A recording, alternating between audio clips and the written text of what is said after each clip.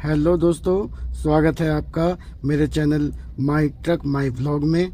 और जैसा कि आपने देखा कि मेरी गाड़ी लोड हो चुकी है और इसमें मशीन हाइट थोड़ी ज़्यादा थी, इस वजह से हमने लोड करके यहाँ पे रुक गए और अंधेरा होने के बाद फिर हम यहाँ से निकल पड़े। और ये ट्रिप हमारा रहने वाला है गुजरात सूरत के लिए 1200 किलोमीटर का। इसके बाद हम निकल चुके थे अपनी मंजिल की ओर। दोस्तों, हमें यहाँ से दो रास्ते दिखा रहा था, एक दिल्ली होके और एक केएमपी से। तो हमने केएमपी जाना प्रेफर किया क्योंकि दिल्ली में इस टाइम पे नो एंट्री होती है। और तो हमारे लोडिंग पॉइंट से 8 किलोमीटर आगे केएमपी हाईवे था, उस पे हमने गाड़ी चढ़ा दी। इसके बाद हमने दूसरा हाईवे पकड़ा, दिल्ली मुंबई एक्सप्रेस वे पे।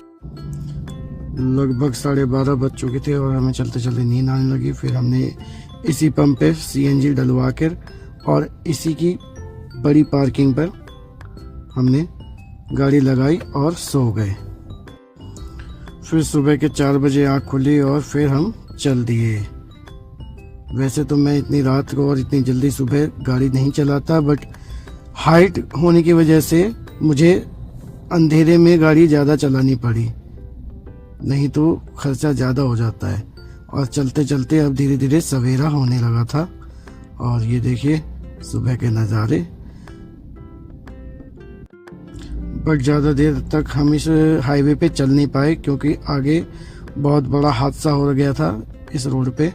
रात में एक बस और ट्रक आपस में भिड़ गए थे, जिसमें बस में आग लग गई थी और आग लगने के कारण उसमें 8 लोग जिंदा जल के मर गए थे। तो इस वजह से हमें गाड़ी नीचे उतरवा दी पुलिस वालों ने और हमें सिंगल रोड पकड़ना पड़ा। इस वजह से मेरे 5-6 घंटे ख़राब भी हो गए रात में और सिंगल रास्तों से चल के निकलना पड़ा। फिर थोड़ा रुक के चाय पानी पिया और फिर थोड़ा मस्ती टाइम, रील्स वगैरह बनाई और फिर हम नज़ारों के मज़े लेते हुए निकल गए अपने रास्ते में। और इतने सुंदर सुंदर नज़ारे देखने को मिले। और अब बज गए थे दोपहर के 2 और लग गई थी भूख। तो हमने गाड़ी रोकी ढाबे पे और यहाँ पर ऑर्डर किया हमने दाल फ्राई और रोटी। और ये सामने आपके दाल फ्राई और रोटी गर्मा गर्म, ये खाकर हम फिर अपने सफ़र पे कंटिन्यू हो गए।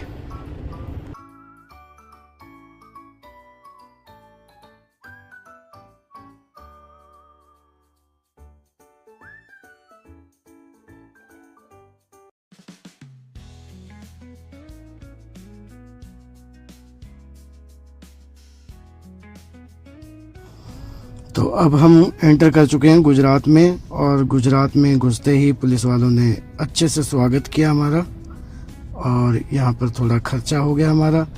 तो अब मैं ये सोच रहा हूँ कि गाड़ी कहीं पे रोकी जाए और अंधेरा होने का इंतज़ार किया जाए। तो बस ऐसे ही चलते चलते हमने ढाबा ढूंढा और कुछ ही दूर चलने के बाद हमें हमारा फेवरेट गुजराती ढाबा मिला। ये देखिए ढाबा कितना बढ़िया होता है गुजराती।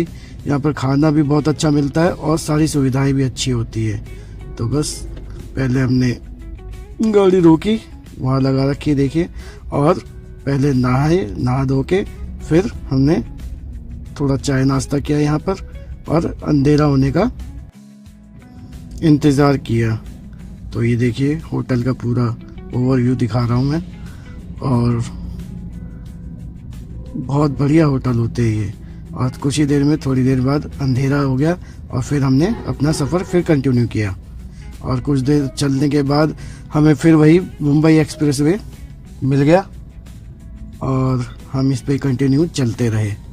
लगभग 1-1:30 बजे तक हमने गाड़ी चलाई। उसके बाद पार्टी ने कह रखा था कि अब तो सुबह ही खाली होगी गाड़ी, तो पार्टी ने बोला आप आराम से आना क्योंकि गाड़ी सुबह 10 बजे तक खाली होगी। तो फिर हमने अपनी गाड़ी लगाई साइड में पार्किंग में पेट्रोल पंप के और वहीं सो गए और सुबह अर्ली मॉर्निंग 4 बजे फिर अपना सफ़र कंटिन्यू किया। और फिर चलते चलते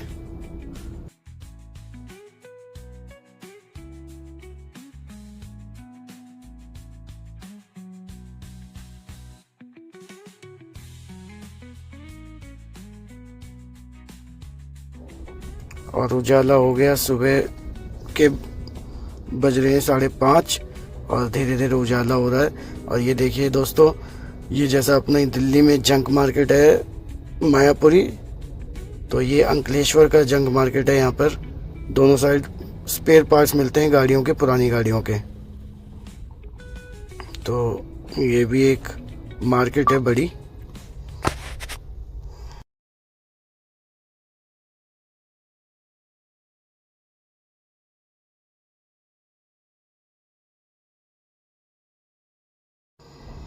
और सूरत में घुसने कितने ही यहाँ पर बारिश चालू हो गई थी और हमारा जो अनलोडिंग पॉइंट है वो भी बस ज़्यादा दूर नहीं रह गया था, 5-6 किलोमीटर ही रह गया था। तो बस अब हम पहुँचने ही वाले हैं।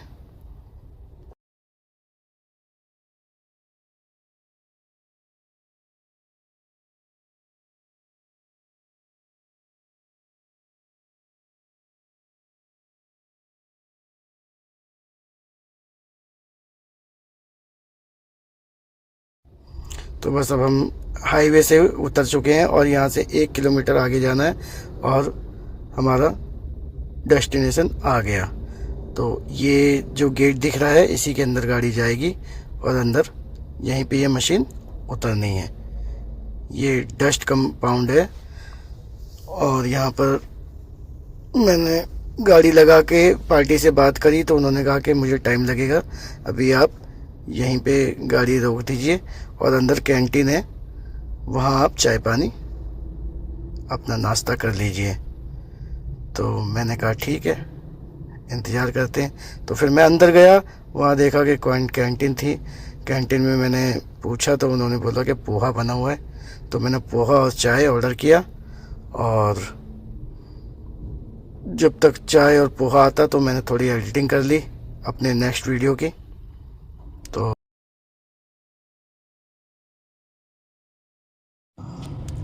कैंटीन वाले भैया ने पोहा बना रखा था तो पोहा और चाय का ऑर्डर किया और फिर हमने पेट भर के नाश्ता किया।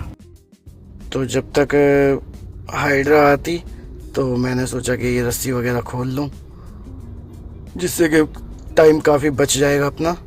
तो जब तक मैं रस्सी वगैरह खोल के, और बारिश की वजह से रस्सियाँ थोड़ी टाइट हो गई थी, खोलने में बड़ी समस्या हो रही थी, लेकिन फिर भी मैंने काफ़ी मशक्क़त के बाद सारी रस्सियाँ खोल दी।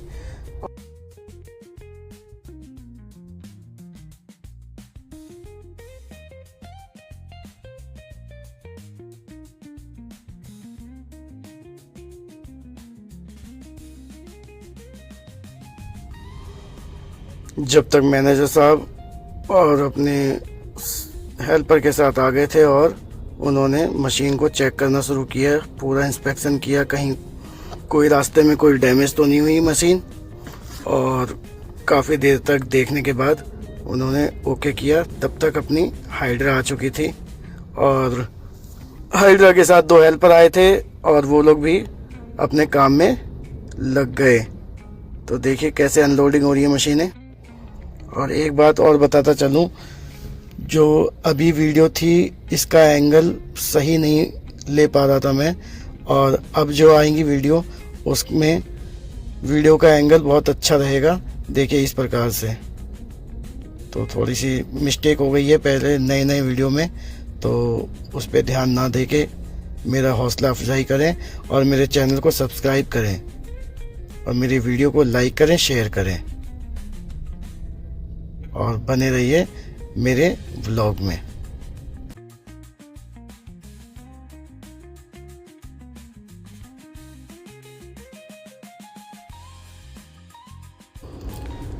मशीन अनलोड होने के बाद अब बारी थी इसका बूम घुमाने की, क्योंकि मैंने वहाँ के मैनेजर साहब ने इसी शर्त पे बूम घुमवाया था कि आप उसको सेट करके देंगे वहाँ पर, क्योंकि ये अगर बूम इस तरीके से रहता सामने तो ये गाड़ी के बाहर निकलता आगे से।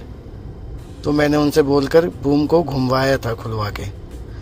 तो ये मेरी जिम्मेदारी थी कि मैं उनको ये बूम को घुमवा के सही सेट करवा के और इसकी वीडियो मुझे उन मैनेजर साहब को भेजनी थी, फिर वो ओके कर देते। तो अपना काम बहुत जिम्मेदारी का होता है और जो जिम्मेदारी हम लेते हैं उसको अच्छे से निभाते हैं। तो थोड़ी मेहनत करने के बाद और ये सही से सेट हो गया था। थोड़ा टाइम लगा इसमें बट सही हो गया था ये। फिर इसकी वीडियो हमने मैनेजर साहब को भेज दिया और यहाँ पर हमारा काम जो है कंप्लीट हो गया था। तो देखते हैं अब नेक्स्ट ट्रिप हमारा कहाँ का होने वाला है। तो प्लीज़ आप मेरे चैनल को सब्सक्राइब करें और मेरे वीडियो को लाइक करें। और यहाँ पर ये कंप्लीट होने के बाद मेरा जो बैलेंस भाड़ा था वो भी मुझे मिल गया। तो वीडियो एंड करते हैं दोस्तों। बाय बाय, टेक केयर, खुदा हाफिज़।